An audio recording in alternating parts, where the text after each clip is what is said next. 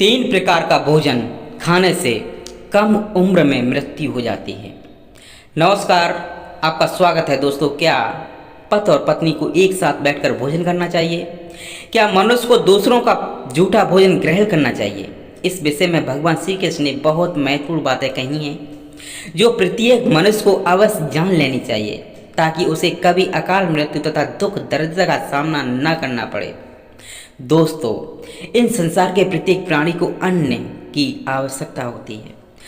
अन्न से ही उसे ऊर्जा प्राप्त होती है। हर पशु के लिए अलग अलग प्रकार के अन्न की आवश्यकता होती है। पशु भी अन्न ग्रहण करते हैं और समय ईश्वर के नियमों का पालन नहीं करते हैं। इसी प्रकार से मनुष्यों के लिए भी भोजन के कई महत्वपूर्ण नियम बनाए गए हैं। यदि इन नियमों का पालन किया जाए तो मनुष्य को ईश्वर की कृपा प्राप्त होती है। हमारे शास्त्रों में भोजन करने की दिशा, भोजन के प्रकार, भोजन करने का सही समय, इन विषयों में महत्वपूर्ण नियम बताए गए हैं। दोस्तों, भगवान श्री कृष्ण ने भगवत गीता में मनुष्य को भोजन करने संबंधित बहुत ही महत्वपूर्ण उपदेश दिया है। यह उपदेश मनुष्य की उन्नत करने वाला, दीर्घायु दिलाने वाला तथा सभी प्रकार के रोगों से मुक्त करने वाला है। जिस शरीर को भगवान ने प्रदान किया है, उन्होंने ही इस शरीर को शुद्ध और स्वस्थ रखने के उपाय भी बताए हैं। जो मनुष्य भगवान श्री कृष्ण द्वारा बताए गए इन नियमों का पालन करता है, उसका शरीर सदैव शुद्ध और स्वच्छ विकारों से दूर रहता है तथा सद्गति प्राप्त करने वाला बनता है। भगवान श्री कृष्ण ने भगवत गीता के माध्यम से मनुष्य को भोजन के प्रकार बताए हैं। किस प्रकार के भोजन से मनुष्य की प्रवृत्ति क्रोधी, क्रूर और राजसी बनती है और किस प्रकार का भोजन करने से मनुष्य सदाचारी, विनम्र और दूसरे के मन पर विजय प्राप्त करने वाला बन जाता है। मनुष्य जिस प्रकार का भोजन करता है, उसे उसी प्रकार का शरीर और विचार भी प्राप्त होते हैं। इसलिए धन की देवी मां लक्ष्मी की प्राप्ति के लिए भी मनुष्य को उचित भोजन सामग्री का ही चुनाव करना चाहिए। मनुष्य चाहे गरीब हो या धनवान हो, वह चाहे राजमहल में रहता हो या वन में, उसे अपने शरीर की तृप्ति के लिए भोजन अवश्य करना चाहिए। परंतु इंद्रियों की लालसा में इतना भी उन्मत्त नहीं हो जाना चाहिए कि वह तामसिक एवं राजसिक आहार का सेवन करके क्रूर तथा निष्ठुर बन जाए। तामसिक भोजन करने वाला मनुष्य अपनी मान मर्यादा, संस्कार एवं अपने शील को भी नष्ट कर लेता है और दुष्कर्म का मार्ग पकड़ लेता है। राजसिक भोजन करने वाला व्यक्ति क्रोधी, आलसी तथा हिंसक बन जाता है। किंतु जो मनुष्य ईश्वर का नाम लेकर सात्विक भोजन का आहार लेता है, उसका मन पवित्र और सुंदर हो जाता है। ऐसे शरीर में भगवान सदा भी निवास करते हैं। दोस्तों, वास्तुशास्त्र में बताया गया है कि मनुष्य को किस दिशा में बैठकर भोजन करना चाहिए। भोजन करते समय उसका मुख कौन सी दिशा में होना चाहिए। भोजन शुरू करने से पहले मनुष्य को कौन सा मंत्र बोलना चाहिए और भोजन हो जाने के पश्चात उसे क्या करना चाहिए। ऐसी कई महत्वपूर्ण बातें बताई गई हैं। आज के इस वीडियो में हम आपको इन्हीं विषयों पर जानकारी देने वाले हैं। अगर भोजन करते समय परिवार के सभी लोग सही दिशा का ध्यान रखते हैं तो घर से कलेश, दुख, दरिद्रता भी नष्ट हो जाती है और मां लक्ष्मी की कृपा से घर में सुख समृद्धि आती है। इसके साथ ही घर के सभी सदस्यों का स्वास्थ्य भी ठीक रहता है। इसलिए हमें वास्तुशास्त्र में बताए गए इन नियम महत्वपूर्ण बातों पर ध्यान अवश्य देना चाहिए। दोस्तों, विष्णु पुराण के अनुसार भोजन शुरू करने से पहले थोड़ा सा अन्न भूमि पर रखना चाहिए ताकि देवता, पशु पक्षी, सर्व जाति तथा प्रेत पिशाच जो भी अपने कर्म बंधन से बंधे हुए हैं, उन सभी को अन्न की प्राप्ति हो। यदि भोजन करते समय कोई अतिथि आ जाए तो उसका स्वागत करके, उसे आसन देकर प्रणाम करके उसका सत्कार करें, फिर उसे श्रद्धापूर्वक भोजन कराकर विदा करें। क्योंकि जिसके घर से अतिथि निराश होकर लौट जाता है, उसे वह अपने पाप देकर अशुभ कर्मों को ले जाता है। श्री कृष्ण कहते हैं, मनुष्य को पिता के घर में रहने वाली विवाहित कन्या, दुखिया और गर्भधारण की हुई स्त्री तथा वृद्ध को भोजन कराने के बाद ही भोजन कराना चाहिए। इन सभी को भोजन कराए बिना जो मनुष्य स्वयं ग्रहण करता है उसका भोजन पापमय बन जाता है। ऐसा व्यक्ति नरक में ही जाता है। जो स्नान किए बिना भोजन करता है उसका भोजन मल भक्षण के समान हो जाता है। जो बालक एवं वृद्ध आदि के हिस्से का भोजन करता है उसका भोजन विष्ठा के समान हो जाता है। और जो बिना दान किए भोजन ग्रहण करता है उसका भोजन विष के समान बन जाता है। मनुष्य को कभी भी दुराचारी व्यक्ति द्वारा दिया गया अथवा दूसरों द्वारा अपमानित करके दिया गया भोजन कभी भी ग्रहण नहीं करना चाहिए। मनुष्य को चाहिए कि परोसे हुए भोजन का अग्रभाग अग्नि को देकर ही भोजन करना चाहिए। भोजन को एकाग्र चित्त होकर करना चाहिए।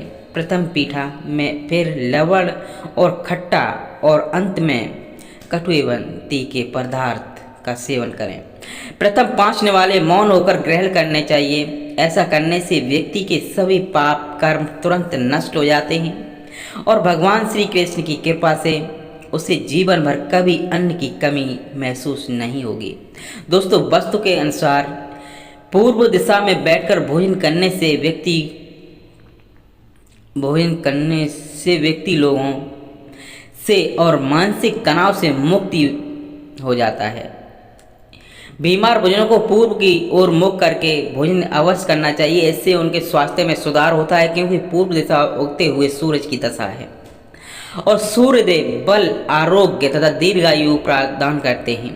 अगर कोई व्यक्ति व्यवसाय में तरक्की चाहता है अथवा नौकरी की तलाश में है तो उत्तर दिशा की ओर मुंह करके भोजन करके, उत्तर दिशा माँ सरस्वती की दिशा है, इससे उस व्यक्ति को कार्यों में सफलता प्राप्त होती है। ध्यान रहे, दक्षिण दिशा की ओर मुख करके भोजन न करें।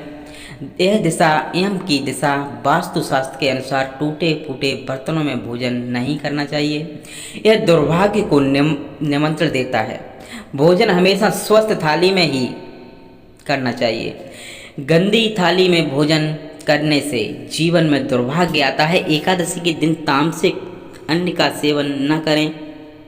शास्त्रों के अनुसार जो मनुष्य एकादशी के दिन तामसिक अन्न अर्थात मांस का सेवन करता है, लक्ष्मी उसे छोड़कर चली जाती हैं। भोजन का अपव्यय करना शास्त्रों में अनर्थ माना गया है, इसलिए थाली में जितना आवश्यक हो उतना ही भोजन लें।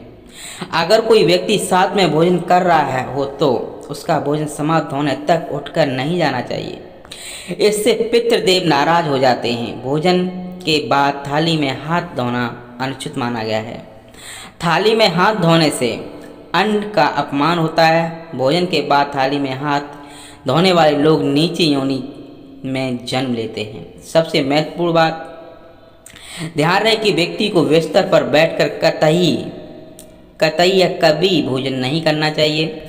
ऐसा करने से व्यक्ति कई प्रकार के रोगों से ग्रसित हो जाता है। भोजन के बल जमीन पर आसन बिछाकर उस पर बैठकर ही करना चाहिए। भोजन करते समय दिशाओं का ध्यान रखना बहुत ही आवश्यक होता है। यदि गलत दिशा में बैठकर अथवा गलत दिशा में मुख करके भोजन करने से व्यक्ति को उसके अनिष्ट कारक परिणाम प्राप्त होते हैं।